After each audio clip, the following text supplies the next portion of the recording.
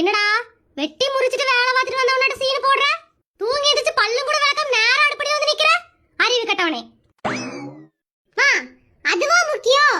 காலையில எந்திரிச்சு பல்லு விளக்காம கூட சாப்பிடுங்க, ஆனா சாப்பிடாம மட்டும் இருக்காதீங்கன்னு ஒருத்தர் சொன்னாங்க. அதனாலதான் ரொம்ப பசிக்குதுமா, ஏதாவது சாப்பிட கொடுங்கம்மா.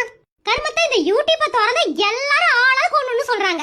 ஒருத்த பல்லு விளக்குங்கிறான், ஒருத்த பல்லு விளக்காதீங்கிறான், ஒருத்த காலையில சாப்பிடாதீங்கிறான், ஒருத்த காலையில சாப்பிடுங்கிறான். எதை கேக்குறது எதை நம்புறதுன்னு தெரியல.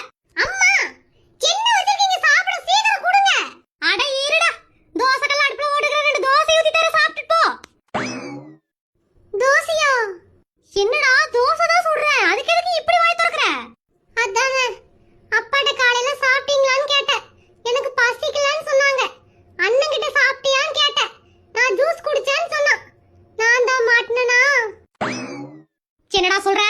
மா தோசைனா நல்ல பேப்பர் மாதிரி சுட்டு அதுல நெய்ய முருவலா ஊத்தி குடுக்கணுமா?